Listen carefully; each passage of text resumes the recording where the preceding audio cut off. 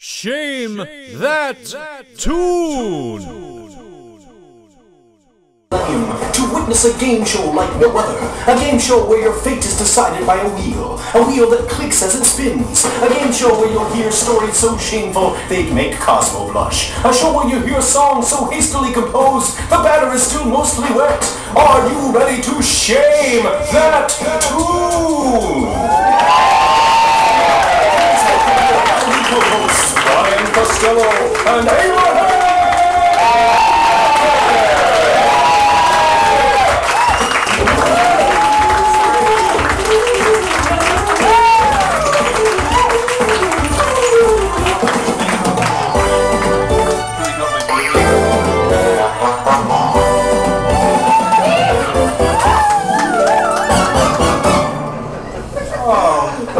Thank you. We do have fun. We love America. When life gives you a story too shameful not to share. Yes. Like wedgies in the locker room or bubble gum in your hair. Oh. There's a game show always standing by to take you there. It's called Shame That Tune. It's your job to spin a yarn in 3 minutes flat. Hey, but first you gotta spin the wheel and prizes before that. Oh, in that genre I'll compose a song. Please don't think me a brat just cause I shame that tune.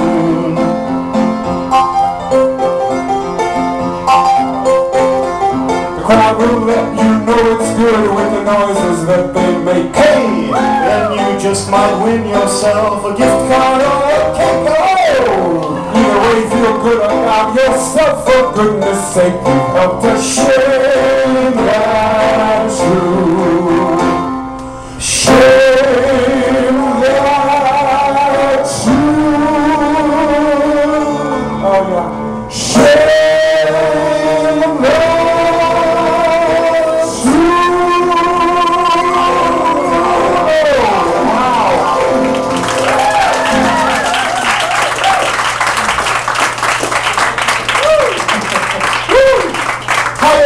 And welcome to Shame That Tune. I am Laughmaster General Brian Costello. And I'm chairman of the Joint Chiefs of Staff, Abraham Levitin.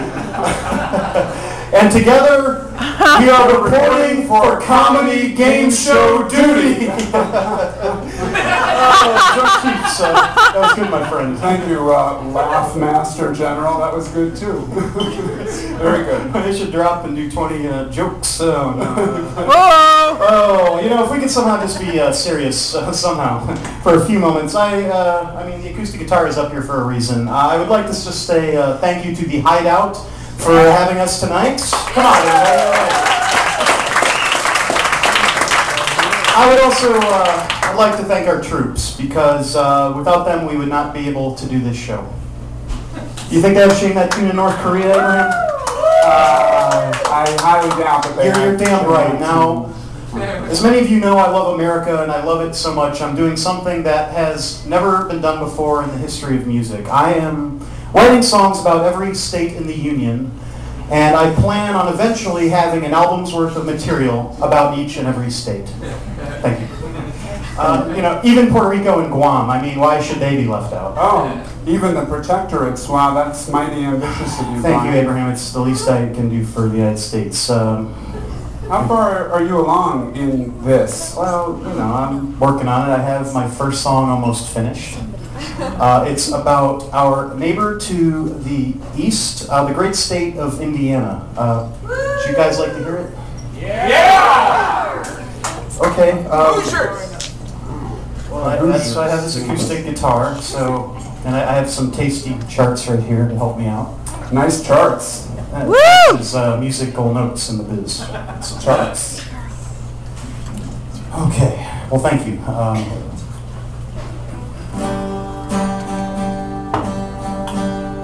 Okay, this is called Oh, Indiana, my dear friend, I can't stand your highways when coming home from a long road trip, but your people don't seem like they're entirely dickish white trash. It goes a little like this.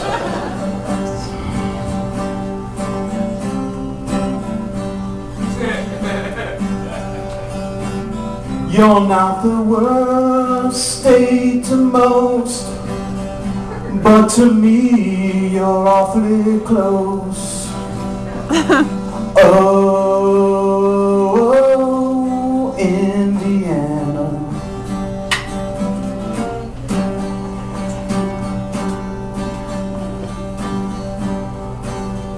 So boring to drive through. Your state motto is PU. Woo! Oh, Indiana. Oh, Indiana. Help me out, everybody. Here we go. One more time. Oh, Indiana. Thank you. What do you think, Abraham? I don't That's know. all I got so far. I don't know, Brian. I mean, it's no Mark Russell. Mark Russell. Who's that?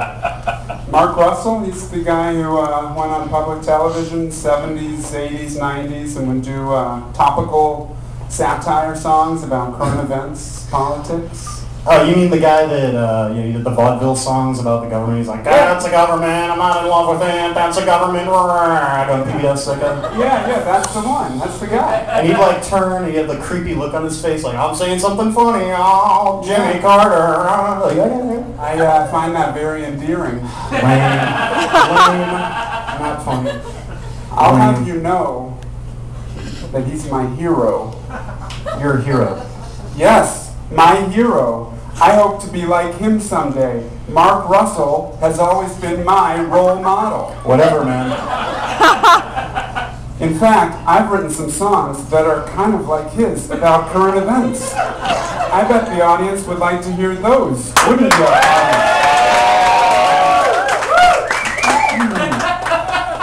This is one about the General McChrystal.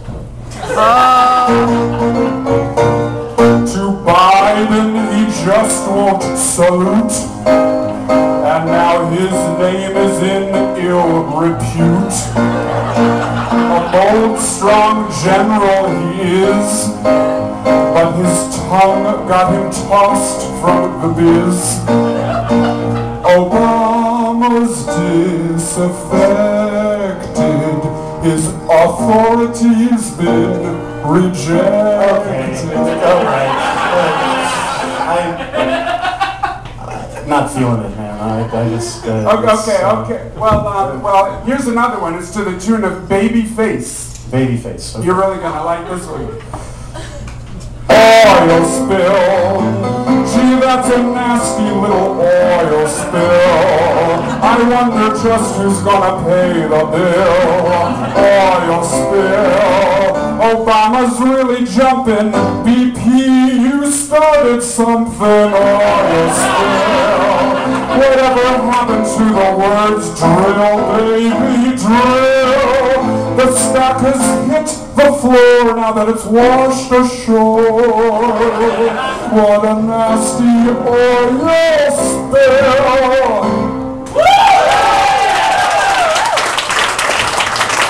And how about that? Don't encourage this. We'll do a pledge drive. You know, Abraham, I think we're going to have to agree to disagree. That's the American way. Well, thanks for coming out. We're going to take a short break and hear a word from our sponsors. This is the Illinois Bureau of Tourism. I don't know how we got this one, but enjoy.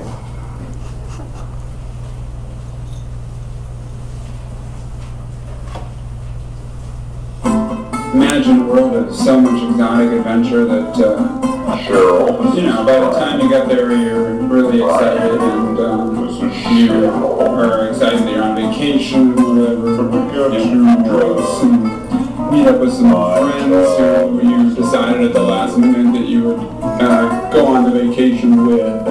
So if this sounds like something that you might be interested in, please contact the Bureau of Tourism for some song ideas.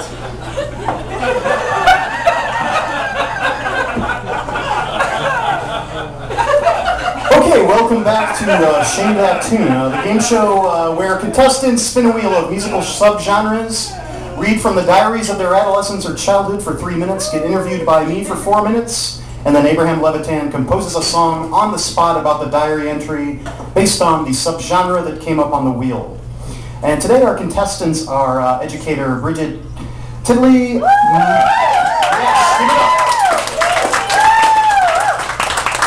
graphic designer and video artist Michael St. Albin, and our third contestant, maybe one of you. We'll be looking for a volunteer later. Maybe you happen to bring your adolescent diary on a Friday night. Who doesn't do that? Or maybe you just have a funny story from your childhood or adolescence you'd like to share, and maybe win a prize and perhaps shame that tune. So here is our wheel of musical subgenres, and to help guide us through these, I'd like to introduce the intern the Hideout was kind enough to provide us with. So please welcome our favorite Polish-American, Janina Mariszka Otulovics. How are you doing today, Janine? Hi, Brian. You look very nice today, Brian. Hi. That's great. You know, I do see. You know, Janina. I think about your eyes all the time. Like no, you know, oceans. Okay. This isn't the first time this has happened with me and interns. You know, the interns they get starstruck because I've been in the pages really of the Red Stripe. I've been interviewed in Red Stripe, which was the Sun-Times answer to Red Eye. This, you know, a man of my stature. Okay. That's good. I can tell. Okay. Okay. Well, let's go through these musical subgenres, shan't we? Now, as you can see, our categories today have a very patriotic American feel about them. Let's go through these. Well, we have first off. Mark Russell. We talked about him before. The Clown Prince. He's actually my hero. Yeah, I can tell. Born Again, Bob Dylan. Yes, the Bard of Hibbing, Minnesota. You know, the thing about Dylan, he's an enigma. Oh yeah, he's very hard to pin down, enigmatic. And this category is from his Christian phase. The man has gone through many phases, we know. He went through an electric phase. He went through a country phase. In the mid-90s, he kind of went through that twee indie pop K records phase. But this is from a happier time for the Big Z, as I like to call him, Zimmerman. Zimmerman, that's what we call Bob Dylan. Yeah, next category, here's one we all know. George Jones, Tammy Wynette. Louisiana Woman, Mississippi Man. She helped to stand by her man. That's right, stood by her. Next category. Ooh, Bob Seger. You don't get much more American than that. From the Motor City, Like a Rock.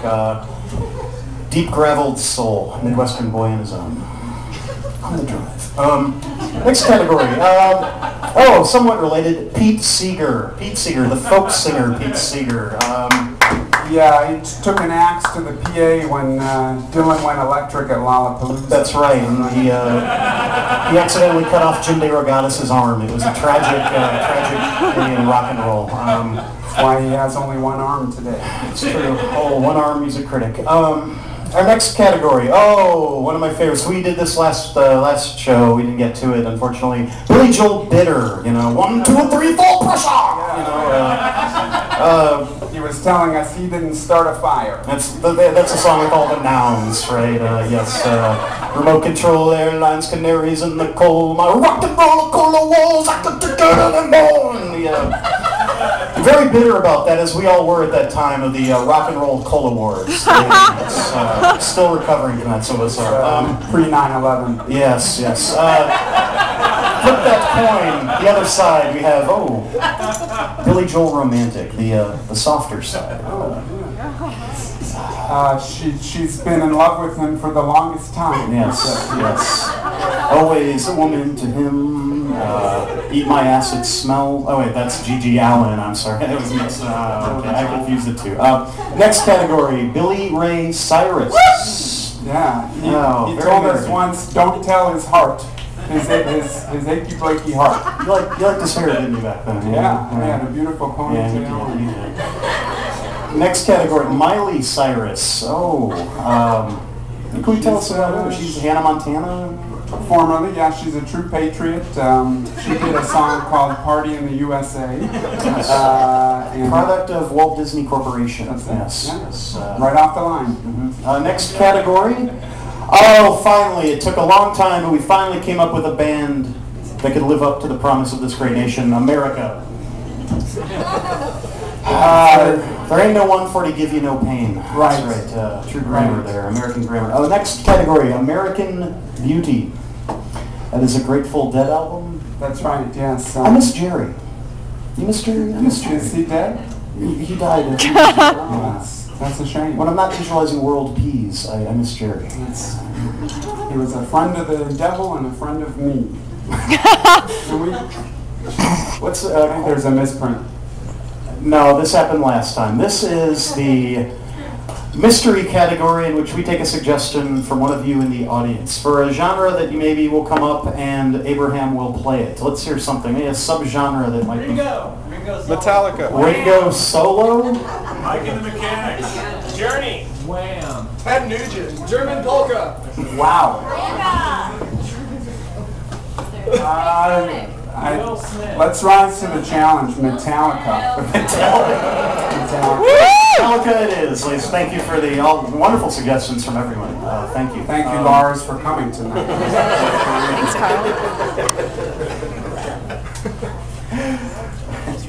Kyle. So, these are our categories. The contestant will spin the wheel, read from their diaries, then I interview them. And there's 3 minutes for the diary, 4 minutes for the interview, and who better to keep time than a coach? And we are pleased to announce that we've brought our own The Coach here. And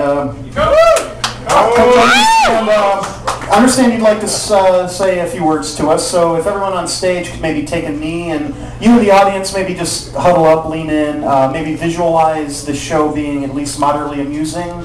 And everyone in the audience could just put their hands in the middle, I'd appreciate it. Just huddle up, put your hands in the middle. No, actually. All right, gentlemen. I'm going to tell you what the game plan is tonight. We have 3 storytellers coming up. We're going to tell you how each story is going to work. We start off with a storyteller here. He's going to inbound it. He's going to inbound it to Innocence. Okay? Innocence is going to take it up court. This is where you, in the audience, you bring out the mild amusement and your curiosity. And Innocence is going to hand it off to Hubris. Okay? And Hubris is just going to go full speed up the court. And this is where you start getting anxious and anticipating. Okay? And then and as Hubris makes his way up the court here, he's going to be flanked by Danger and Future Regret. He's going to be right there. Okay, he's not going to care. He's going to come right up here. We're going to be presented with right at the half point here. We're going to get bad decisions, lots of bad decisions, all around, and then even worse decisions. If I can take it upside down, W. And then good decisions won't be anywhere near. Good decisions will be like over here, like way off. And Hubris, because he's an idiot, is just gonna say fuck yeah, and he's gonna go right through this wall of bad and worse decisions, and he's gonna shatter into a million different pieces. Okay, that's what's gonna happen to our storytellers. It's gonna shatter, and this is where you also present your laughter at all of his shame. And then the storyteller is going to have to pick himself back up again, okay? So he's going to put himself back together here.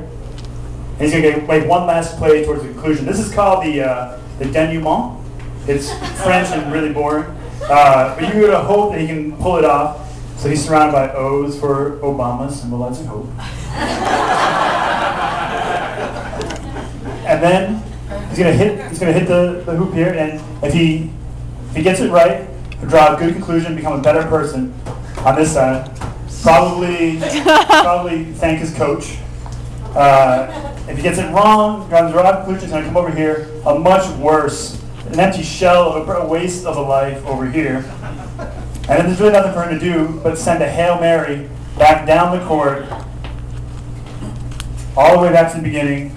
This is what's called going on to shame that tune. Notice avoiding the good decisions again.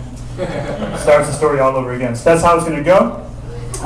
On the count of 3, everybody say, shame that tune. 1, 2, 3. Shame!